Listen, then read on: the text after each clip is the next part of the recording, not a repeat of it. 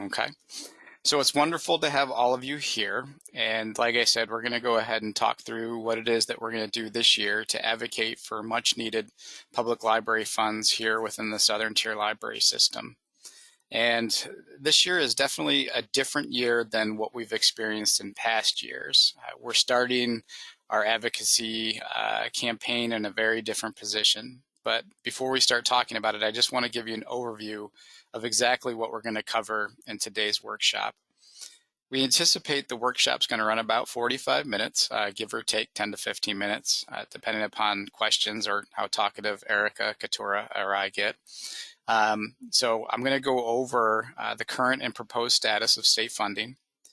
We're going to talk about the climate in Albany and what messaging is going to look like for STLS and our member libraries this year. And then we're going to drill down into how can member libraries help STLS advocate for these resources and engage with our community members. So we're going to cover our postcard campaign, which has become a staple here at STLS. We're going to talk about our I Love My Library social media campaign and how member libraries can engage on social media to get the word out. We're also going to talk through our email and phone call campaign, which is our pretty traditional approach to advocacy here at STLS. And then we're going to encourage all of you to sign up for Advocacy Day, which will be taking place on Wednesday, March 2nd, and it will be in an online environment. There will be no buses going to Albany again this year due to the COVID-19 pandemic. And lastly, I'll finish this off by just, talking through why is advocacy important and why we do it, not only during this time of year, but why we really kind of have to do it 12 months of the year to keep decision makers and elected officials abreast of what it is that libraries are doing. So I'm going to go ahead and jump into it. And this is literally the same exact slide that we put up last year for this workshop. I always like to show what funding looked like in the previous year, and then I want to show you what it looks like in Governor Hochul's executive budget, which was presented in the middle of last week. And so, like I said, a little bit earlier on, the climate is a little bit different, or the foundation in which we're standing on right now is different than in past years. Previously, we had a different governor, and that governor would cut libraries anywhere from 3 to 6% in general operating aid. And that governor would also cut our construction aid, which came to member libraries. Governor Hochul did not take that route this year, and so her proposal was actually increasing operational aid, so local library services aid to member libraries, central library development aid to Chemung County Library District, which benefits member libraries, and then also STLS or library system operating aid, all got increases in the executive budget by 2%. And so, some advocates might say, well, that's a win because normally we lose 3 to 5% each year in that executive budget. But the truth is, if you look at the last bullet point that's on the slide, it's still not full funding as written in education law. So funding through the state education department is actually legislated by the Assembly and the Senate. And so within that legislation, it prescribes how much funding schools, secondary schools, as well as higher education and libraries should receive. And we haven't received full funding as public libraries under education law since 2008-2009 when the Great Recession hit. So the governor's proposal, although it's very nice that she's put a 2% increase for libraries and compared to 2021, it's still 6.25% below what we should be receiving. And that's significant. It's about $70,000 additional dollars for Southern Tier Library System. It's several thousands of dollars more for member libraries to buy collections and spend on programs. It's roughly tens of thousands of dollars more for Central Library Development Aid, which again, directly supports member libraries through tangible services. So that's something that we're certainly going to be talking about this year during advocacy is, although the governor's proposal seems genuinely nice, it's just not where it's supposed to be. The biggest loss in the executive proposal last week is construction aid. And I don't really know if this is a partisan issue or just a a little bit of oversight, but this construction aid package gets cut in the past governor's proposals, and then it just obviously got cut this past week. And so traditionally, STLS receives around $886,000 for member library projects to, improve their facilities around ADA compliance, energy efficiencies, increased space, and just overall improved facilities for community member use. This is a $500,000 cut, and it's not okay. Construction aid is definitely one of the most popular programs or beneficial programs for member libraries, particularly around finances, but it also just makes good economical sense. Most of the jobs that are created by spending money on construction aid projects go to local contractors within our 5-county region. And traditionally, the Senate and the Assembly representatives understand that, and so they rally around that, and they try to get libraries that $886,000 that we're looking for.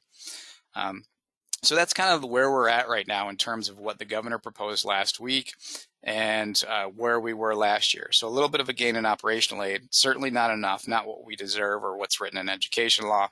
And the $500,000 cut to libraries around construction aid is just not, it's not ideal. The climate in Albany looks different this year, or does it? It's an election year, so although we have a new governor, it sounds like she's supportive of libraries with a 2% increase. So knowing that's an election year and our governor's up for re-election, or not re-election, but to be elected for the very first time, our messaging will focus on, the governor's oversight of library funding. So, we'll try to get letters to the editor and newspapers indicating why the governor should have increased us by 8.25% as opposed to 2%. And we'll talk about how construction aid, or the lack of construction aid in the governor's proposal, not only adversely impacts local libraries and facilities for community members, but it also adversely impacts jobs for local contractors. We also have Senate and Assembly representatives that are up for re-election this year. And so not only will they hearing our, advocacy efforts this year, but they'll actually be doing some listening. And, we have been fortunate. If you look at how the votes play out, the representatives within our 5-county region vote in favor of libraries most of the time. Not all the time, but most of the time they're library friendly. But we really need to, put that on their radar this year. We need to be vocal. We need to make certain that they need to overturn the governor's proposal in our favor and increasing library aid up by 8.25% as written in education law. And we got to get that construction aid back, because we know that financial package is the biggest portion of financial aid that comes to our local libraries. And, I mentioned this earlier, but we are still in a pandemic, so we're not taking a bus to Albany on Advocacy Day. Our face-to-face advocacy will be online, and I'll talk a little bit more about that in the presentation. But also, we're going to be talking about the campaigns right now in terms of messaging and communication, which will be online and print and by phone as well. So this is the part of the workshop where I look forward to turning it over to Erica and Katura, and they're going to talk with all of you about how you as libraries can help us get out the message and engage our community members. Great, thank you. I am going to talk about the Postcard Campaign. We've been doing this for the last few years, and it's a really great way we have that we can let our community members and patrons quickly fill out a postcard and show how much they care about their library. And then here at STLS, we collect all those postcards, and Melissa does the hard work of packaging them up and sending them directly to our legislators, so they get this big pile of postcards to open and see just how much our libraries mean to the folks in our local communities. So as you can see on the screen, Erica's designed this year's postcard, which is really cool. It shows some different posts from around the library system, and you can see the message that's going on the back this year. Last year, we were in different phase of the pandemic, so a lot of our libraries were open limited hours, so we didn't send a lot of physical postcards out. We will be sending the print copies out via delivery. And we also, again, will have an online postcard. We're trying a new software this year called Jotform, and Erica's made a really cool online postcard. And we want to share both the physical print copies and the email online postcard with everybody, as many people as we can, to collect as many postcards as we can. This year, I want to emphasize a proactive postcard campaign, so not as passive. So in past years, I know we've put those postcards out on a table at the circ desk and just kind of thought, okay, people will take them and fill them out.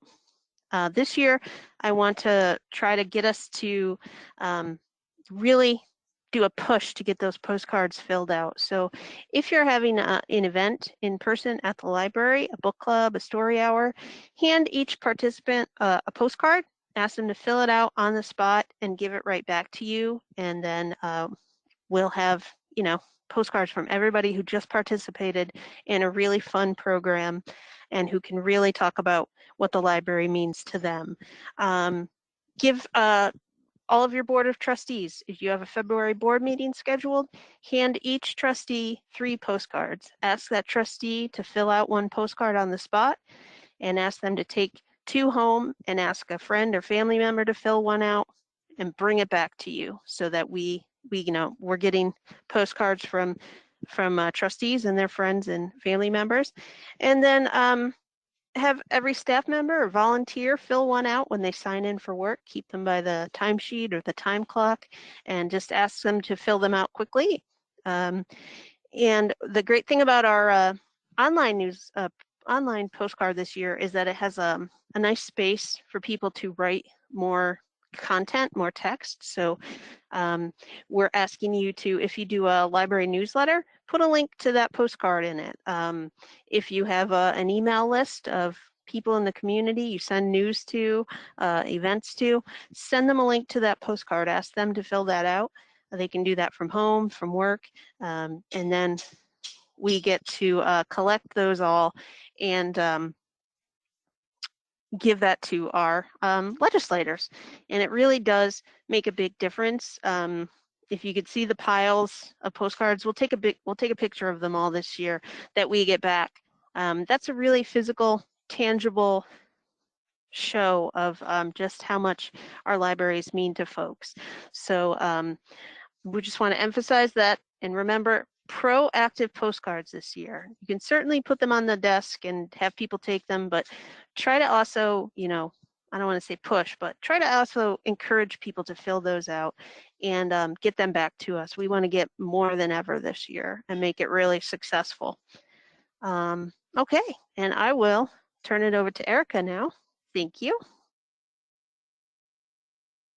Thank you, Katura. I appreciate that. So another way for us to get in touch with our legislators during advocacy season is through social media. That's a great place for us to have an impact and make our voices heard. So we can use our library social media accounts in particular to connect with our legislators and highlight the important things that libraries have been doing during the last year. So for example, this year, you might share a post about the awesome work that your library has done handing out masks and kits. That's a big deal. That's a really great thing that all of our libraries have done. And I think it's important that folks know that we've done that. Or you could share a post about a story walk that your library had up in the summer and remind people of those warmer days and the nice walks they might have taken while reading a story with their family. Or you could feature a favorite take and make kit, something like that. And when you're writing those posts, you can frame them using language like, in the summer of 2021, our library offered a story walk with the book Cat's Colors. Libraries promote health in their communities through programs like this, and we rely on funding from New York State to make them happen. And then in the post, you could say, we encourage, for example, Senator Tom O'Mara to take action to fund libraries this year. And then you would tag Senator Tom O'Mara in your post. And then you could tell your community, you can take action here, and then put the link to the postcard or the email campaign or whichever campaign you'd like to feature to encourage them to take that next step and fill something out. And then you would use the hashtags in your post that you can see on the screen. Libraries are for everyone and fund libraries. And that just elevates the post and groups it with other posts that use the same hashtags so that they get more visibility. When you're thinking about how you might post on social media or whether you want to do this, you definitely should. You should brag about the awesome things that your library has been up to this year and every year and all the time, but especially during advocacy season, because it has a big impact during this time. Make sure everyone in your community is aware of how awesome you are. You've gone above and beyond, especially right now with the COVID test and mask distribution and providing modified services throughout the pandemic. You adapted so quickly and modified your services during that time. And throughout it all, you've supported your communities, and that's a big deal. And these are things that we should celebrate and make sure that our legislators are aware of. And social media is a great way to do that. So I'd like to just take a minute to see if anybody would like to share something that your library did in 2021 that you are proud of and you might consider featuring on social media as part of the advocacy season campaign. Feel free to turn on your mic or drop it in the chat.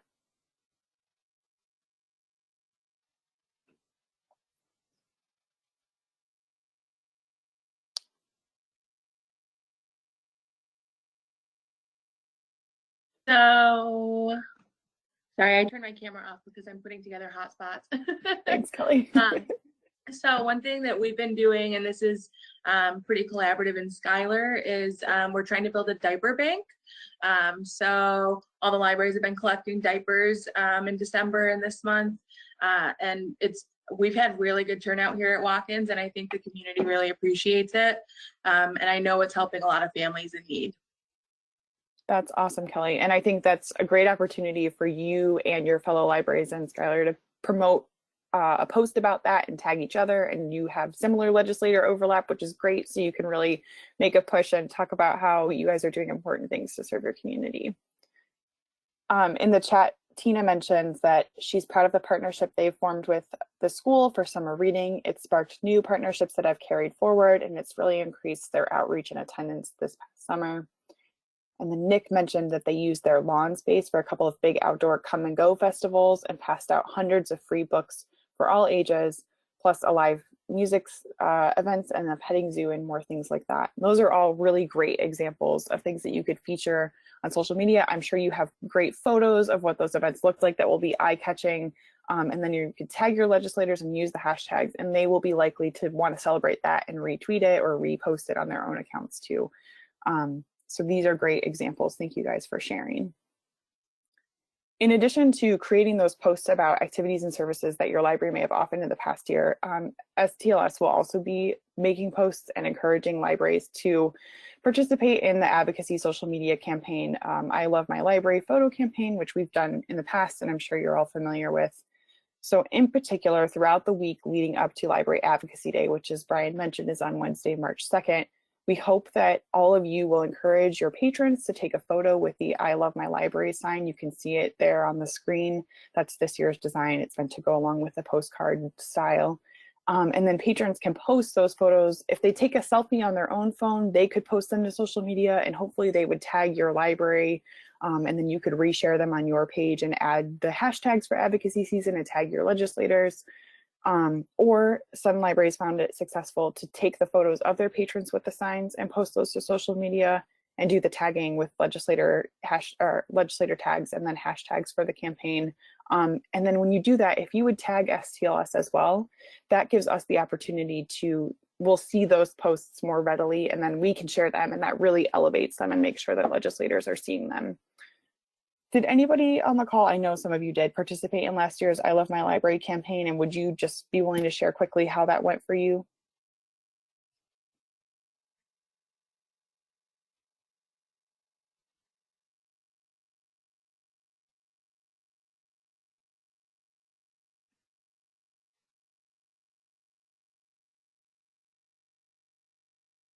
I'll just say, Erica, that looking at our social media engagement stats over 2021, it was the most active day STLS had with people engaged in our posts. So they liked them, they retweeted or reshared them on Facebook, and they commented.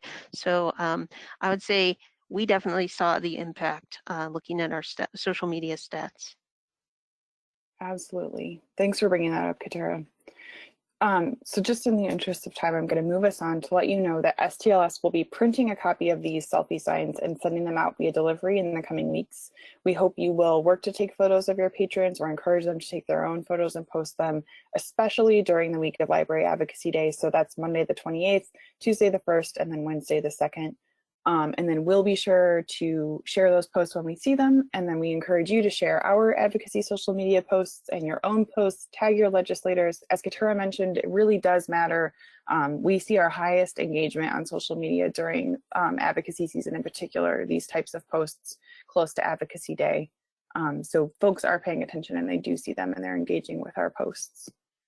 Brian, could you go to the next slide for me? So as you're working to create these posts, I know sometimes it can be difficult to track down your legislators and what handle they're using on various platforms. So we'll send out the slides after today's workshop, but you can see on the screen, I've got the legislator on the left and then their Facebook handle if they have one, Instagram if they have one, and Twitter, so that you could just pull them from here. Some of them helpfully use the same handle for all three platforms, but some don't. So this is just a quick cheat sheet to see how you can find them on social media. And if you happen to not be familiar with who represents you, that's totally fine. On the STLS advocacy page, we have identified which legislators represent you, and I'm dropping a link to that in the chat now, so you can look that up. And again, we'll send out some resources after today's workshop. Thank you. Erica, Katura, thank you very much. The things that a couple points I was writing down as Erica and Katura were talking through their slides is, and this ties into what I'll talk about in a little bit around the importance of advocacy. You know, when we have a couple libraries that have gone through significant funding referendum campaigns in the last few years, and you know, whether that's going on at the local level or not, all of this type of advocacy is ties into supporting and promoting those local advocacy campaigns. Or even if you're not going through an advocacy campaign for a funding referendum, it just builds that goodwill around your library. You know, when we looked at that data in terms of the amount of engagement that takes place leading up to and on Advocacy Day for libraries, it's significant. And so, you know, we had 2 libraries, or actually we've had 4 libraries that have gone through significant funding referendums over the last 2 years, and they've participated in these social media campaigns. And I really believe that it helped them at the local level in terms of the funding campaigns that they were running at that time.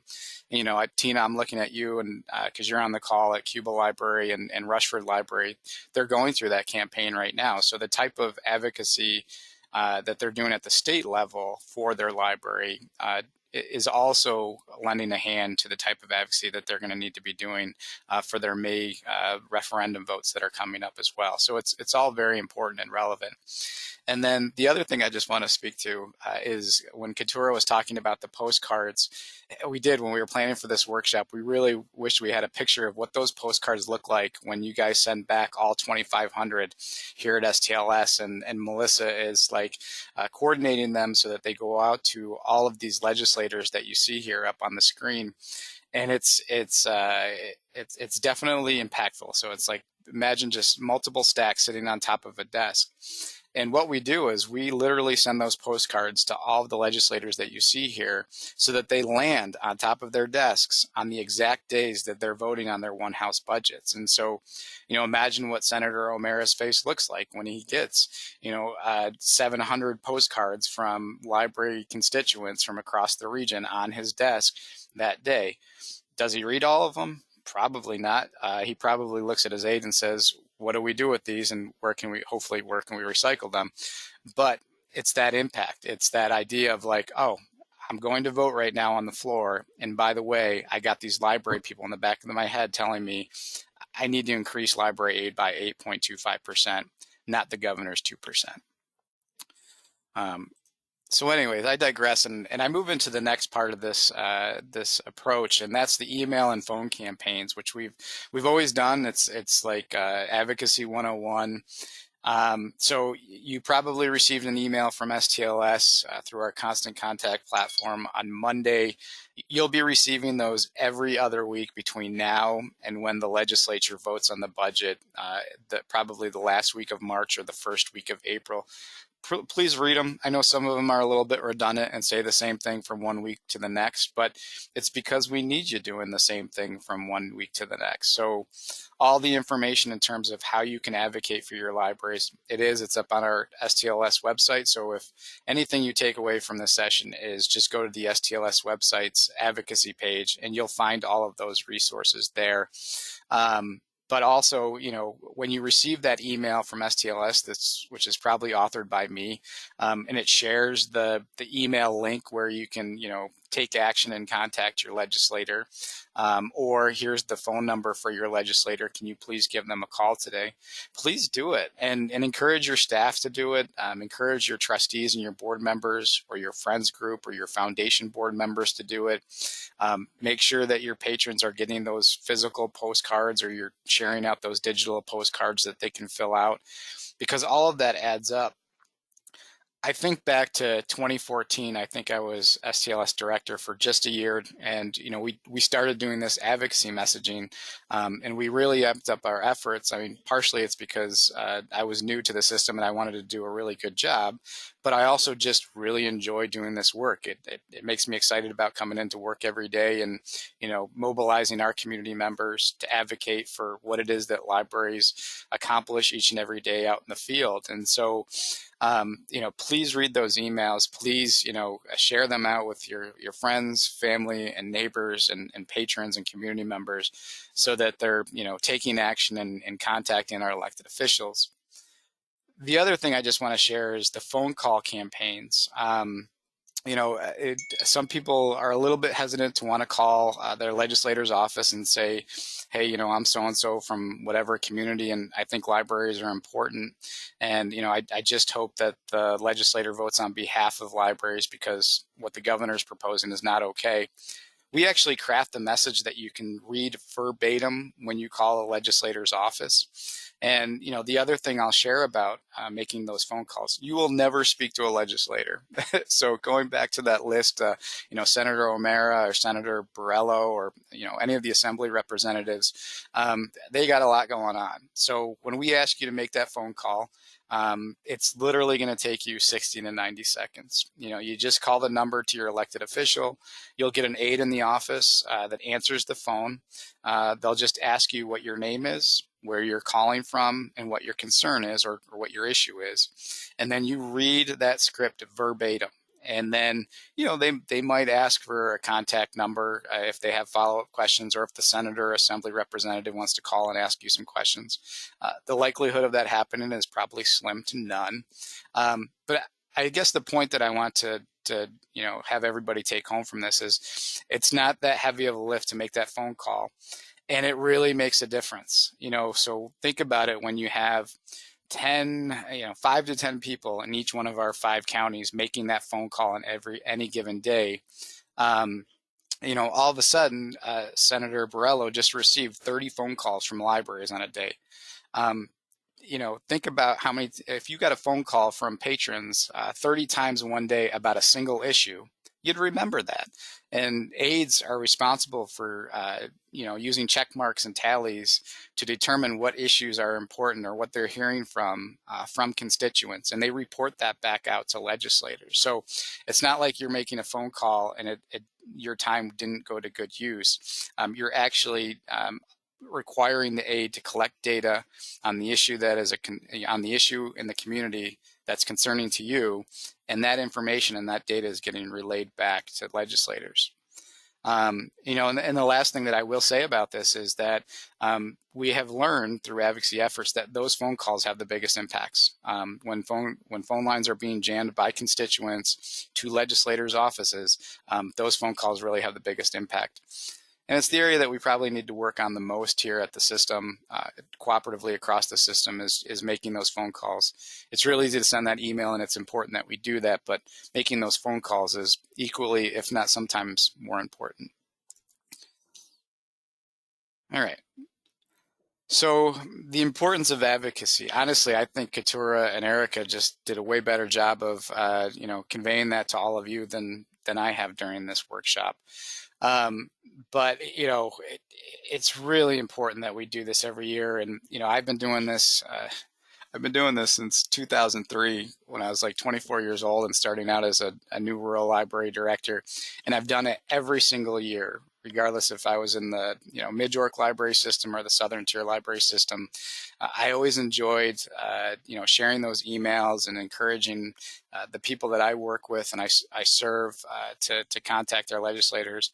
I always enjoyed getting up at 5 o'clock in the morning to drive to STLS and get on the bus and come talk to elected officials in Albany. The reason why I do it is because I know how important this funding is for our libraries. And really that's what I work with every single day. I work with people and, hearing their stories and trying to help them through their challenges and hoping to help them like leverage their strengths so that they can do good work. But I primarily do a lot of work with trying to get libraries the funding that they need, and advocacy makes a difference. Advocacy truly sends that message to elected officials that, libraries are important. And when we go meet with them, they'll say, yeah, we know what you're talking about. You're preaching to the choir. But they say that to every advocacy group. Things we've also learned from them is if we don't do this every year and come back every single year, somebody else is waiting in line.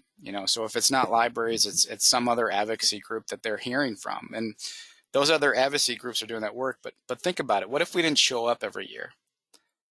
I can guarantee you that the level of funding that we presently receive would be nowhere near where it's at right now. And that's just why it's so important for us to do it and come back every year. And here's the other thing, and I apologize if you hear a little bit of frustration in my voice. Because I've been doing this so long, the needle has not moved. Anytime I go speak with any committee or group in Albany on behalf of our libraries here in the Southern Tier, I make these 3 points that are at the top of the screen right now. Libraries have never been compensated for the information revolution. As soon as information technologies and the internet were inserted into our service model, there was no adjustment in state aid in the 1990s because we had to start offering, server environments and websites and email and, providing external Wi-Fi access points to community members or loanable Wi-Fi hotspots or making sure our connections are 100 by 100 level of connectivity. No adjustment has been made since the 1990s to help libraries do that. Schools got it, higher education got it, and I guarantee you most agencies and most departments across the state got that funding. We never got it. And every year we go to our elected officials and we tell them how much we work in 21st information technologies. I mean, literally, the schools that we come out of are called information studies, but yet we've never been compensated to do technology-based work ever since the internet was inserted into our service model. So that's another reason why we've got to do it, and it's really important that we get out there. But especially and lastly, it's because we work in a rural environment. And I'm not trying to throw our suburban or urban colleagues under the bus because I'll tell you the issues that urban libraries face are no different than rural libraries. The economic, the educational, the societal, the cultural challenges that they face, they're exactly the same that we face here in our rural communities. But I can tell you, as I look at some of the libraries that are here in this workshop, so if I look at the Cuba Library or I look at the Wayland Library or the Wellsville Library, I mean, you take that Wellsville Library and you put it in suburban Rochester or Syracuse, they've got a $2.1 million budget. I know the Wellsville Library is a little over a $500,000 budget right now. So it just really hammers home the level of importance it is for us to get out there and advocate so that we can level the playing field for our rural libraries across the state. 46 out of our 48 member libraries are considered rural remote based on American Library standards or American Library Association standards. And so each year we've got to keep coming back. And, I know I'm going to have to do it until the day that I retire, which is many, many years down the road. But I'll never give up. I'll never give up that fight on behalf of my own professional core values, but I'll also never give up on that fight on behalf of the member libraries that are across the Southern Tier library system. Okay. So I'm asking all member libraries to take the 3+3 pledge. So that means participate in the postcard and social media campaigns that Erica and Katura talked about. Take advocacy action. So when you get that email from STLS that asks you to email your local elected official or your state elected official, make a phone call to your state elected official, or go participate in Advocacy Day to meet with that legislator. Please do it. And then the third thing I ask you to do is encourage 3 more people to do the same exact thing that you just did. Okay. Last year, I think it was a 2+2 pledge. We got to up our efforts this year, so it's going to be a 3+3 pledge this year. Okay. And I know I am preaching to the choir. Everybody on this call I know has participated in Advocacy Day, or I've talked to about their need to advocate, and they've said, "Yep, Brian, you can count me in." But that's the point of us having this call right now, is just to kind of, rally everybody around this common cause of why it's so important for us to do this work every single year. So with that being said, I'm going to do my last plug here, and that's for Advocacy Day, which is on Wednesday, March 2nd. That is going to be online. We have a registration, which is right here in the slide. Thank you, Erica. So you can click on that link and register for Advocacy Day. What we are going to do is we're going to actually have a pre-Advocacy Day planning workshop where anybody that registers for Advocacy Day attends this workshop. It won't be very long. It'll be about 45 minutes, just like this one. And we'll get everybody on the same page in terms of how we're going to run those meetings, speak with legislators. We'll do some training so that everybody can work on their stories and their talking points, and just get everybody prepared to go in those meetings feeling really comfortable about telling their story and talking about all the things that are, that you've done over the last year that were important, just like you guys listed in the comments, or, what Kelly shared with us earlier in today's session. So, I really hope we can get a good turnout for this. We're not going to turn anybody away like we did last year. Because of the online settings, there was a limited number of people that could participate. We're going to flood those online rooms this year. We're going to get as many people there as possible. We're still going to have to manage it in a way so only a few people get to speak, but that's what we do in an in-person environment as well. So with that being said, I really hope that this workshop has gotten you guys excited. It's provided a little bit of information about what it is that we need to do over the next few months. And again, if you have any questions, certainly let us know, because we're here to help. And as always, we're happy to lead this charge on behalf of all of you. So does anybody have any questions for us or about the workshop or anything that we need to do this year?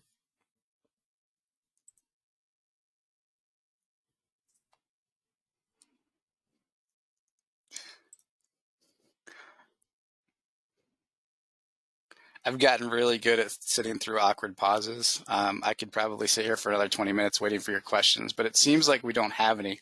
I am going to end on the comment that Nick Gunning left. He said, "I'll take that cash." So let's try to earn that cash so that you guys can do the good work that you do every single day. Thanks for participating today. Katura, Eric, and I really appreciate it. And please continue to look for those messages and emails and communications from STLS, and encourage your community members and your staff and your trustees to get out there and advocate on our behalf so that we can make this happen and, really make it a successful advocacy year, more successful than any of the ones that we've had in the past. Thank you, everyone. We really appreciate it. Stay warm out there, and most importantly, stay well and healthy, okay?